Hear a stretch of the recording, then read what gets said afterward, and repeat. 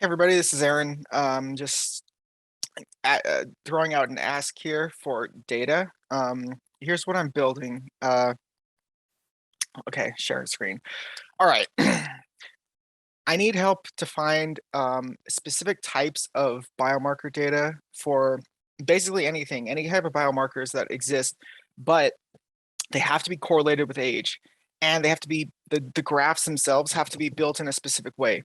So um, ignoring the scarce design here, what I want to see is every single biomarker that I can find all in one location, just just in a list, okay, split out individually, right? And what I would like to see is eventually a field where you can put your data in, it'll draw a line across the graph, and then you can see where your line intersects with the data cluster that's being presented. And then a way to switch between source files, so we can have multiple data sets for any particular biomarker, and then references for every single one of them. Okay, the graphs that I'm looking for have to follow a kind of they have to have a few stipulations. Number one, it has to have age on the bottom. It can be anywhere from, like here, this one is 20 to 70. That's fine. Okay, I can resize it. I can rescale it to this template that I made and then just throw it in there. It has to be a scatter plot. It has to have all the information. All right. I don't want to see averages. I don't want to see box and whisker plots. I don't want to see bar graphs. I don't want to see anything like that. It has to just be all of the data points just thrown in there so we can see all of the data. We can see the variance. The reason why this is important, if you look at something like telomere length, right? Let's say you had 8 as your telomere length for whatever reason. And then you look over here, and if you only had this middle trend line on the graph, well, you might think that you're maybe 35 to 40, right? That's the intersection. But given the variance that we see here, your age could be anywhere from 0 to 100. Okay, the variance is very important to observe in these graphs of like how accurate is it, like really. So it has to be scatter plot. It has to have the age in it. The end value, obviously more is better, but it doesn't really matter. It has to be from a scientific article, no blog posts, no anything like that. It has to come from an article that can be referenced.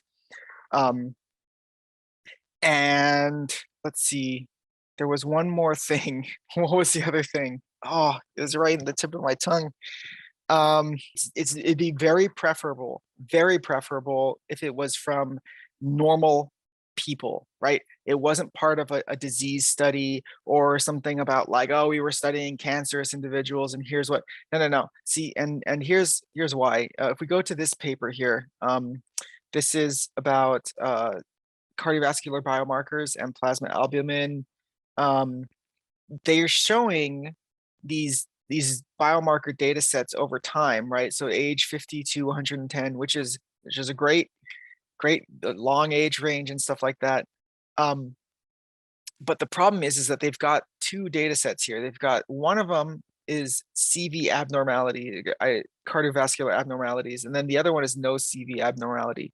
And it's hard to parse the two of them out from each other.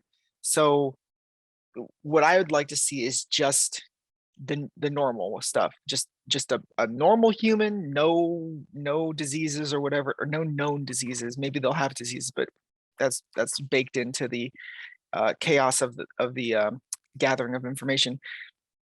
But just a bunch of humans, and you just measure a whole bunch of things over time. I'm looking for that kind of data. So it could look like this. It could have log graphs. It could have straight graphs. It doesn't matter. I don't care about the scales and stuff like that. It just has to be a scatter plot so you can see all the data points. I think I've made my point. That's about it. If you could help out, then that'd be really great. I'm hoping that this list here grows to like hundreds long, probably. I mean, clinical biomarkers is fine, molecular biomarkers is fine, genetic biomarkers is fine. Anything is on the table. So if you want to help, thanks. I'll be posting about this about once a week for the foreseeable future. I think this is pretty important. I think this could solve the biomarker problem, and let's just see what happens. Post in response to this video, I'm going to post it all over the place, Facebook and Reddit and other places. So just I'll be looking around periodically for any responses. And that's about it. Yeah, thanks.